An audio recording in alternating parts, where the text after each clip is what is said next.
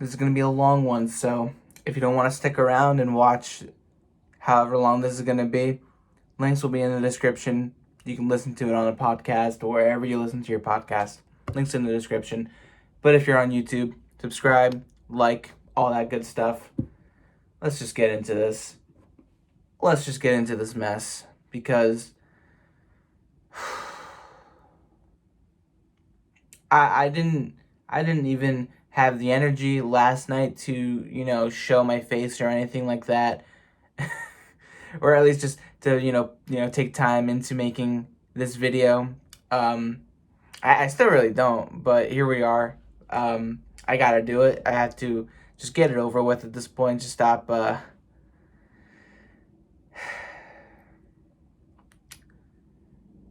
Welcome.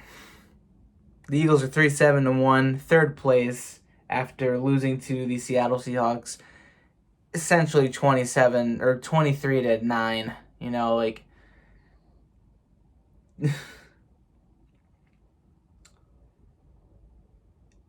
It's safe to say that the Doug Peterson era of our Philadelphia Eagles, it's coming to an end very soon, at least for a lot of fans here, including myself. We want him out. We want him gone. There's no more there's no more denying it anymore. I mean, I don't know who in their right mind would deny it and want him to stay at this point. Because it's been more of the same exact thing that's been happening for the past 2 years now. Three seasons, if you count 2018 and 2019. It's been the same consistent, just laughable. Just laughable. And today the Eagles topped it off by not making any sort of change to the quarterback, to certain areas where you think maybe we should make changes, but instead, the Eagles cut safety Will Parks. Why? I wish I knew. I really do. But he's gone. Will Parks is gone. He made the Twitter post thanking Philly for the opportunity, did all he could, all that stuff. And now here we are. And I really don't feel like it's necessary to just break down every little thing that's wrong with this team and what's going on, because it's the same stuff over and over again. It's literally the same thing every single week, week in, week out, every single Sunday or Monday or Thursday at 1 o'clock, at 4:30, at 8 o'clock. It does not matter. Nothing is changing with this football team. You got no one to blame for that but the coach, the coaching staff, your general manager, everybody. It's a mess. And where can we go from here? Where do we go from here? Because I said it yesterday and I've been saying it over and over. Where do we go from 2017 to now? What is there left to salvage from the success that we had in 2017 and even the playoff win that we got after the 2018 season? Where do we go from here? Where do we go from here? And this game showed everybody just how badly Howie Roseman has managed his draft picks over the last 4 seasons, ever since he came back from being banished by Chip Kelly. He hasn't drafted a Pro Bowler outside of Carson Wentz. And Carson Wentz made the Pro Bowl one time, 2017. It was kind of a mercy, too, because he tore his ACL, too. He would have been the league MVP at that point, of course, and maybe things would have been so much different had he not torn his ACL. We don't know what would have happened, but that's the only Pro Bowler that we've drafted, or at least that Howie Roseman has drafted, in 4 years. In 4 years. And he drafted J.J. Arcega-Whiteside over DK Metcalf. He drafted Jalen Reagor over Justin Jefferson. He used a second-round pick to draft a quarterback instead of trading it, using it in a package to trade up in the first round to make sure that you get somebody like a CeeDee Lamb, a Jerry Jeudy, a Henry Ruggs, a I can't even speak, man. There's so much wrong with this team, and as much as I'm on the board, I'm on the bandwagon when it comes to just full on getting rid of everybody at this point, getting rid of everybody who has made this mess, basically, just 100%. Does that include Carson Wentz? 50-50 on that. I'm 50-50 because right now I'm more on the side of let's clear house in the organization than I am personnel.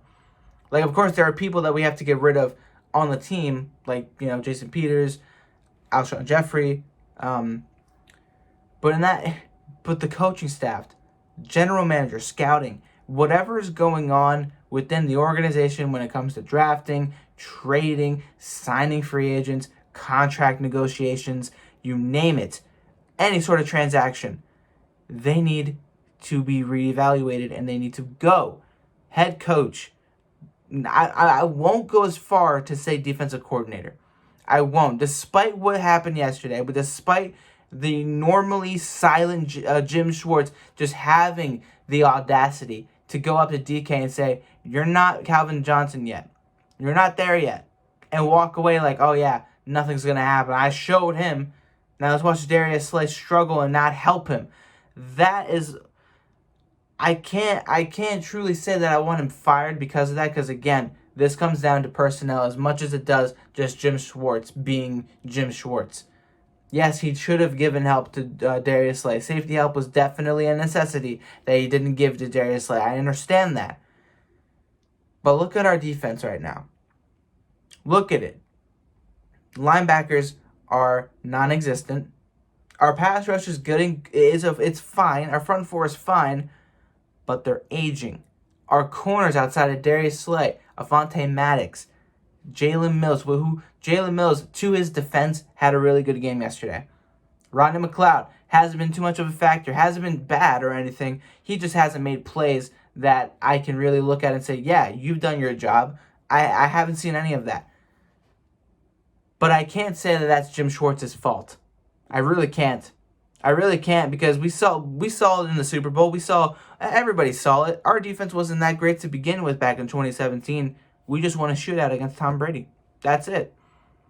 We didn't have enough on the outside that year. And the one year that we do now, where we have a number one, an Avonte Maddox who you can continue to develop whether you like him or not. You got Jalen Mills going to a place where he's more comfortable. You got Rodney McLeod staying put, being the leader of the group. What more can you ask for? The secondary hasn't been that bad. But your linebackers, your heart and center of your defense has been undervalued for years. We let Jordan Hicks and Michael Kendricks walk. We let Nigel Bradham walk. We haven't replaced any of them. We have not replaced any of them. TJ Edwards could be promising. Duke Riley had a decent game yesterday. And Alex Singleton, yes, he's been doing good. But long term, for our future, are these guys the guys? We don't know. And they haven't proven that to me yet. They haven't proven that to a lot of guys yet. Now, of course, we got Davion Taylor. Of course, at safety, we have Kevon Wallace. These are two rookies that haven't been given a chance. There are a lot of rookies that haven't been given a chance to show what kind of level of...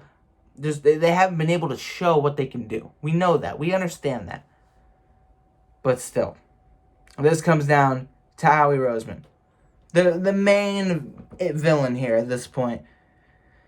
Because as much as you hate Doug Peterson, as much as I am hating Doug Peterson, as much as you are upset and over Carson Wentz and his level of play, which I'm over it as well, this all goes back to Howie Roseman.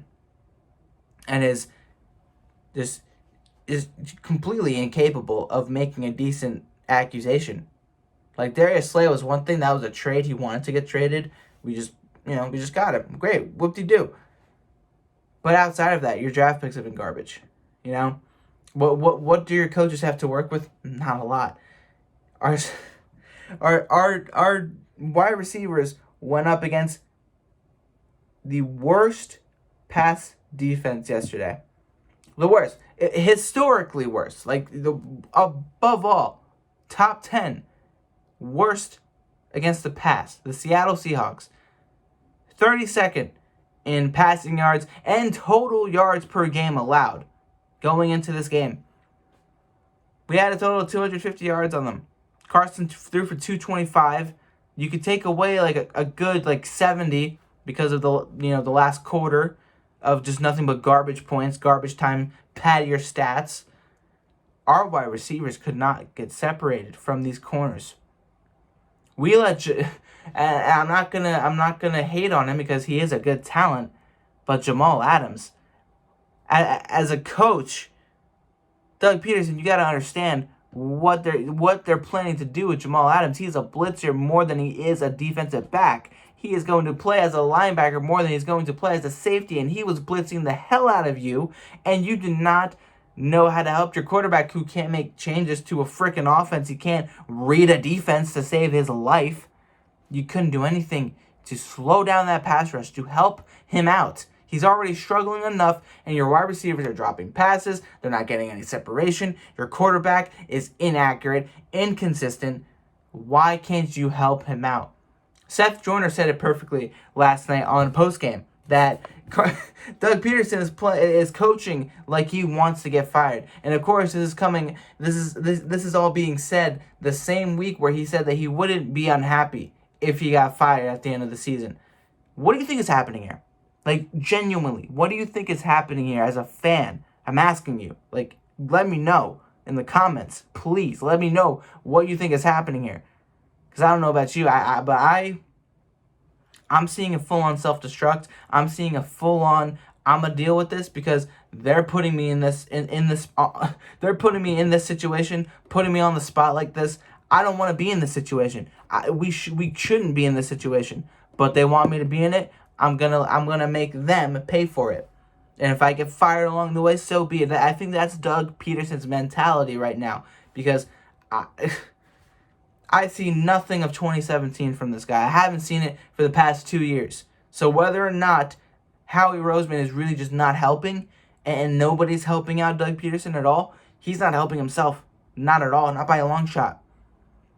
3 years ago, we were looking at this team right as they're going towards the Super Bowl, and if they won it, and they did, we were saying to ourselves, this could be the start of a new dynasty.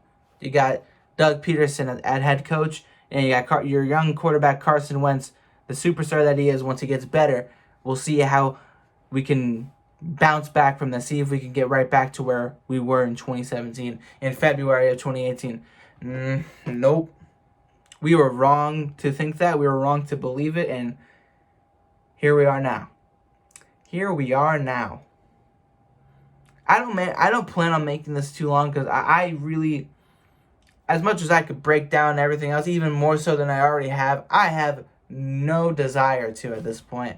Like, it is hard watching this team play. It is hard trying to root for this team week in and week out with the way that they're playing, with the defense aside, it's mostly just the offense, which is where, you win your football games the most. Your defense can only keep you in the game for so long. I mean, I really do believe that Doug Peterson's going to end up fired. I do. Carson Wentz can't go anywhere as much as you'd want him to or not. However you feel about him is however you feel about him, but I think Doug Peterson is going to get fired this year. I don't know about Howie Roseman because you know how Howie Roseman is. He's been in this organization for 20 years. I don't think he's going to be leaving anytime soon, despite how much we want him to. Maybe he could just step down as general manager. That'd be wonderful. But I don't see that happening either. So I don't know at this point. I don't know. It's just upsetting. It's upsetting.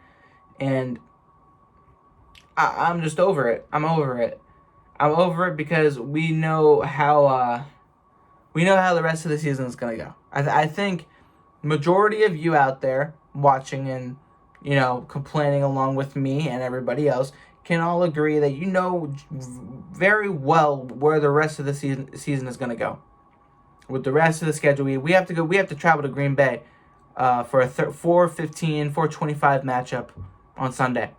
We have to travel to Green Bay for that. Then we have to come back home, and whether Drew Brees is there or not, Taysom Hill's been tearing it up. Taysom Hill has been going nuts. Granted, he played the quarterback-less Broncos this past Sunday, but still, Saints are top of the NFC East right now. They got to come to Philly in a week and a half.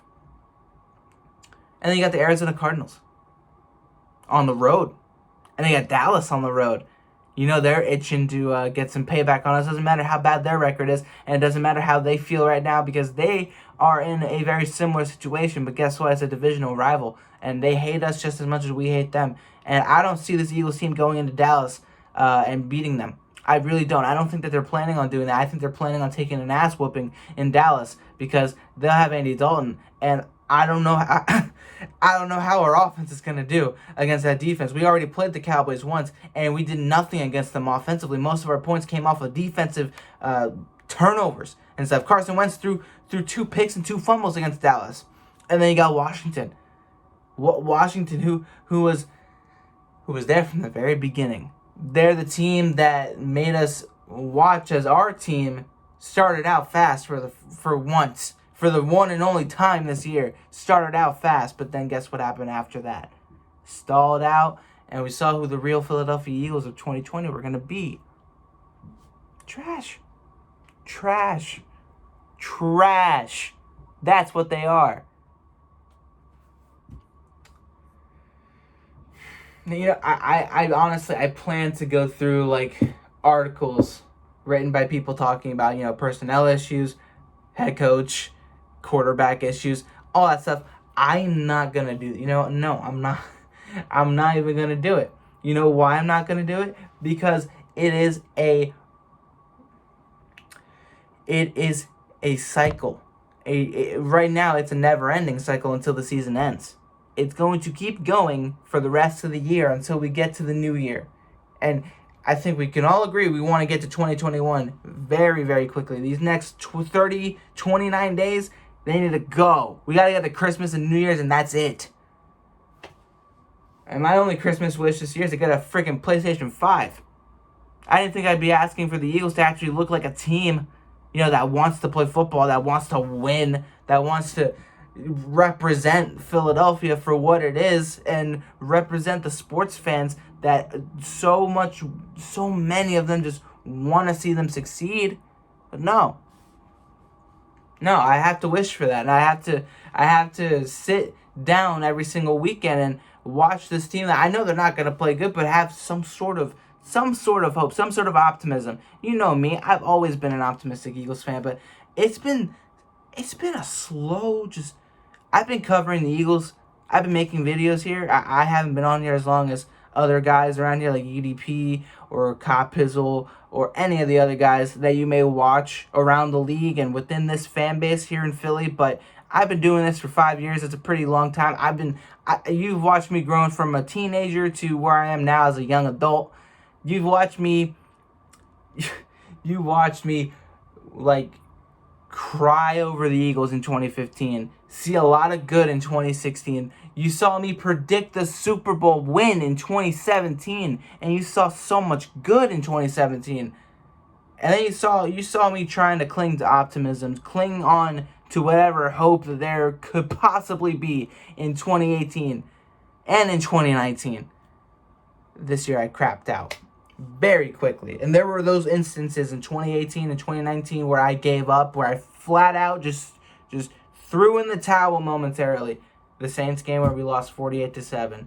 And then last year, pretty much after we lost to the Patriots and Seahawks back-to-back, I was just done. And then after the Dolphins game last year too, I was done.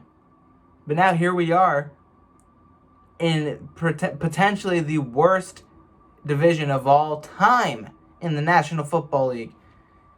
I crapped out after we went 0-2-1. After the tie game against the Bengals, I knew very well where this season was going to go, which is why you saw me against the 49ers. I said, we're going to lose to the 49ers. We beat them, but I still was like, that doesn't prove anything to me.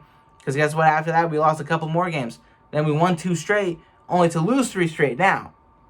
And here we are. We had 2 games where we should have won last week and the week before, the Giants game and this game against the against the Browns last week, where Jeffrey Lurie said, "Screw that, I'm going to go prep for Thanksgiving because I don't want to deal with this shit." He was smart. He was very smart. And honestly, just take on the role of dictatorship and fix this mess already. Jeffrey Lurie, become a Jerry Jones, but actually fix the mess that you've let this organization become. Because holy shit, that game we watched yesterday, the score was 23-17, but Jesus Christ, it was more like 35-2. Okay, it was disgusting what I saw yesterday. It was by far the worst game that I've seen the Eagles play. And we've seen a lot of bad games this year, but it was definitely up there. Okay, it was really bad. That first quarter was disgusting. Okay, that first quarter was beyond disgusting. It was unfathomable just how bad it was. The second quarter comes around, it's like, oh, look at this up-tempo. Oh, they're rolling him out a little bit. Oh, look at that. We actually scored a touchdown. We're back in this game. And then, it's like how, how Cop Pizzle goes around his whole thing. Before the Giants started to win, the whole reeling me back into the game type thing, that mentality where the Giants, they never played bad, but they never played good enough to win. So it's like they're playing the Buccaneers, and, they're up by like 2 points. And then they lose the lead, but now look, they're driving back, and Daniel Jones throws the game-ending interception in the end zone. They rail me back in. That's how the Eagles have been for the past 3 weeks. Not the past 3 weeks, the past a month and a half, where it's like, yeah, we're slow starts, but we'll bounce back in the second quarter, get us going a little bit in the third, and then the fourth quarter just completely shuts down and they just kill themselves. That's flat out just done. Penalties, man, turnovers, missing wide receivers that are open, drop passes, like not running the football. Like, it's just everything that you don't want them to do. They did it yesterday. Slow starts, missed opportunities from both the quarterback's point of view, missing passes, the wide receiver's point of view, dropping passes, penalties, turnovers, and of all the big things, you did not run the football with the running back right now that is doing very good, Miles Sanders, who's averaging almost 6 yards a carry.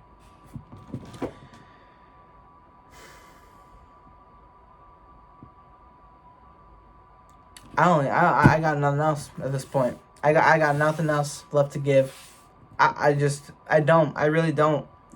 And I don't want to see these people, I don't want to be a part of that crowd that's just begging and just calling for people's jobs. Carson Wentz's job, freaking Doug Peterson's, even Howie Roseman's job. I don't want to see these guys fail. I want to see them succeed. But it's not like they want to succeed.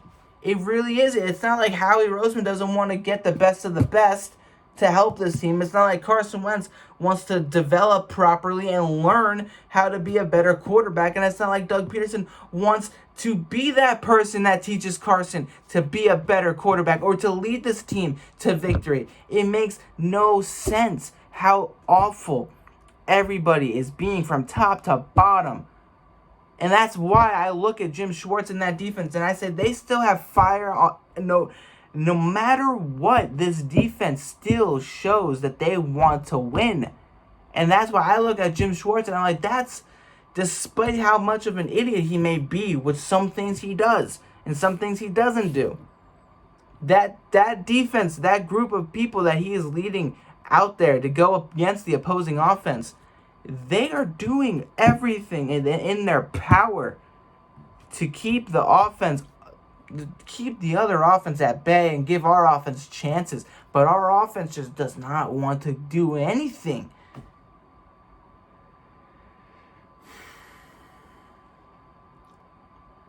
And as much as I honestly plan to go on for an hour, break down articles, break down little plays and whatnot, I don't got it in me right now. I really don't. I have nothing left to give right now. I'm gonna upload this video as soon as I finish it. Links in the description, all that stuff, and I'm just gonna call it quits and give myself a day and a half to plan out the Eagles versus Packers pregame video. prediction, whatever the hell I call it, and cover whatever else happens. If we fire somebody, or if we cut somebody, or they make some sort of announcement or some dumb comment or whatever, usual nonsense here in Philadelphia, because that's what we've turned into, just nothing but nonsense. Then that's what I'll do. Right now, I cannot sit here for another 10, 15, not even 5, not even 2 minutes and try to piece together my thoughts. Because it's just, I feel just demoralized. I feel flat. I feel like the my soul has just been sucked out of me. Like, the life is,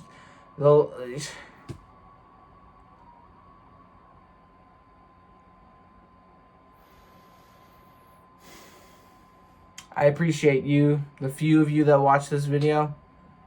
I'll see you all in the next one. Here's hoping things get better. I highly doubt it. And we all know there's only one way things get better. The Eagles got to make some changes. Firing, benching, cutting, whatever. Eagles got to do a lot to fix this. They're not going to, but moving forward into the future of this franchise, of this, there's a lot that's got to be done. There's a lot. It feels like 2015 all over again. I saw a comment that said I didn't think that we'd get this far, this bad, like as bad as Chip Kelly 2015, and here we are. We're worse. 2015 Chip Kelly, honestly, even with him getting fired, that feels like that felt so much better to me right now. Despite how awful, I can't really say that because we got blown out so much, but you know what I mean. It's just, at least we knew that we were garbage despite winning 7 games. I don't even think this team won't even make it to 5, let alone 4. And that's where we're at. I'll see you all in the next video. Thank you all for tuning in, to the few of you that do. I'll see you all in the next one. As always, fly Eagles fly. Peace out, y'all.